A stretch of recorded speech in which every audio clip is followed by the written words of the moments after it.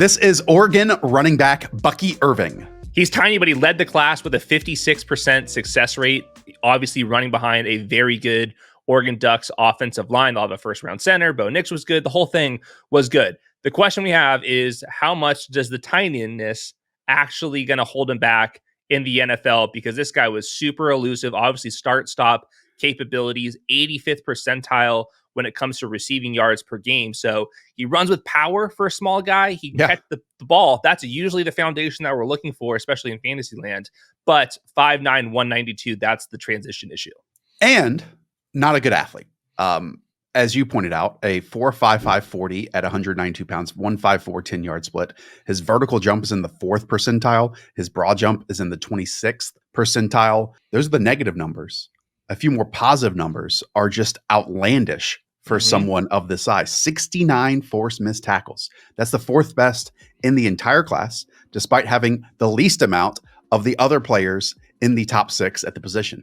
It was a 10th best mark in all of college football. He had the 8th most carries of 10 plus yards. So Hayden, to me, the big question is, do you think he can win in the same style that he won at the college level? And I would say thrived at the college level. Yes. And if that can translate to the NFL level, because I missed some other figures. One that I made up is I also think Bucky Irving leads this class in forcing defenders to hug air, because as soon as he cuts off of them, it's like they totally whiff and he has teleported a yard or two ahead of them. And it's just amazing tape to watch. And he did it by not just running to the perimeter every single time. Like, it was much more north-south. They actually ran a lot of power at Oregon, which is interesting because typically these type of guys that are breaking all these tackles, they're just doing it like one-on-one with the corner.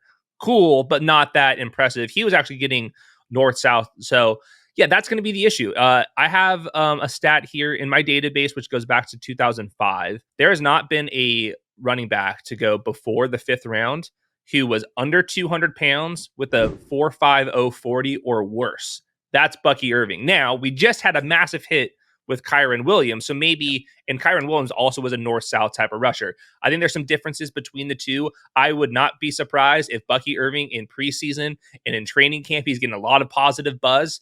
And I think he's going to be a fan favorite. Obviously, he's just got such an electric profile. It's so much fun to watch. But yeah, NFL tells us typically these type of guys don't really pan out. I will say, NFL, we are transitioning to a new era where it's always going to be tandem back, 1-2. You're going to want a speed back. You want somebody to catch the ball. We've seen some other smaller backs survive on 5 to 12 touches. I think that's going to be where Bucky Irving's going to have to make his game. I love athletic testing. I will repeat that I think athletic testing matters the least for running backs than it does for other positions just from rounds 1 to 7. And I talked about this in the Blake Corum video.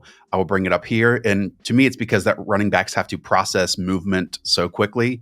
That is their brain, their body, their feet working all in sync. And it's one of the lesser one-on-one matchups on an NFL field. I'll bring that up to bring up some other names, because there have been some very productive backs over the last few years that have either been awful athletes, below average athletes, or average athletes. Devin Singletary, Devontae Freeman, Kyren Williams, Jaleel McLaughlin, Ramondre Stevenson, Carlos Hyde, James Conner. Even Josh Jacobs was like the standard most average athlete that you can get at the position. So many of those players play different styles. I think Devin Singletary and Bucky Irving have been like most compared. And I know Daniel Jeremiah made that comparison. The Kyren Williams one that you pointed out is fascinating because Bucky Irving certainly does not have the pass pro skills that Kyren Williams had entering the league, where to me, he was the gold standard of prospects. And we talked about that in the running back video that we had during his draft class. But man, Hayden, I want to say that Bucky Irving is so much fun to watch. He is such a fun prospect. And just go back to his game against Washington, the team that almost won the national championship, when they see, like you said, on these pulling offensive linemen or powers, he hides behind his offensive line a little bit. You can't see him. You can't see him. They have these 2 defenders that flow to cover. And on a dime, he cuts it upfield, makes them miss, makes another guy miss, and turns it into an 8-yard run. Like, these are things that to me are uncommon for someone of this size. And I am pulling for this type of player because he is so much fun to watch. Yeah, he's probably going to be, if you're coming from the team that just drafted him, he's probably going to be your favorite player in the draft class. And I totally understand that.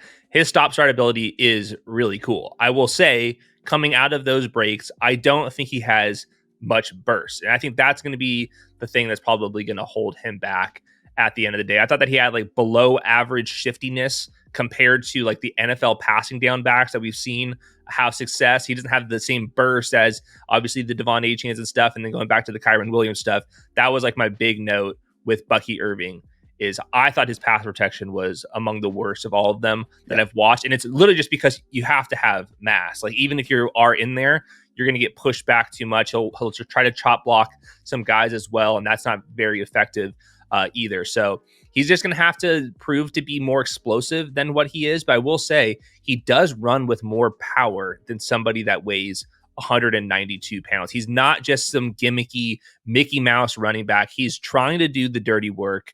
He's just going to have to overcome and become an NFL outlier. And despite that, I think lack of few true pass pro reps, and I think that's because of Oregon's offense. Bo Nix got rid of it very quickly, and also they were moving pockets. So again, it wasn't just true face-up stuff. And then when they were true face-up stuff, it wasn't that great.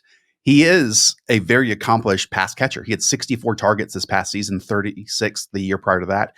And that 64 wasn't just swing passes into the flats. They would line him up as a wide receiver, get screens, or even some downfield patterns. They would motion him out and as like an extension of the running game. So it was quite varied. It was quite diverse. I do want to somewhat make the comparison of the videos that we are doing right now with Bucky Irving to the one that we did with Blake Corum. Okay?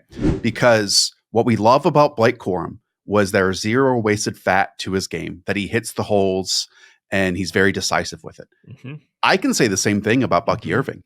However, I think Bucky Irving is far superior on contact, far better at creating yards on his own. And that is shown out to a higher degree in the statistics, and also just watching these. Like, he is really good at creating yards on his own despite this frame. And I think it is because he has this balance and he's so good at attacking these shoulders of defenders to make them grasp at air. Yeah, we'll just have to see if doing that against the Pac-12 versus the NFL. I think that's going to be the difference. Yeah, I can't wait to watch him. I have him as like my running back 10. I have him with a late round 4 grade.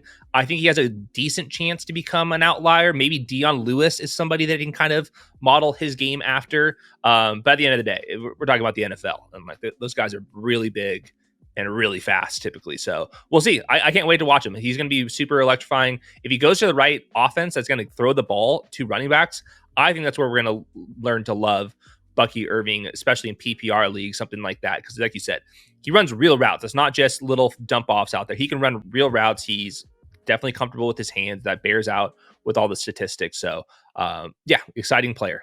Yeah, I mean, go and watch him against Washington State, force number 0 to miss in the hole. Go watch him against Utah, who's this closing safety who just has a beeline on him perfectly. And then he sees him out of the corner of his eye, a little subtle move, and boom, he's another one grasping at air. That's a top 100 guy too. Yeah, that safety is a top 100 guy. So we'll see. Pretty impressive. Pretty impressive. All right. As Hayden said, and as I've alluded to, go and watch the rest of these videos. If you made it this far on this one, you will do so on the next one. And we'll catch you at the end of that one too.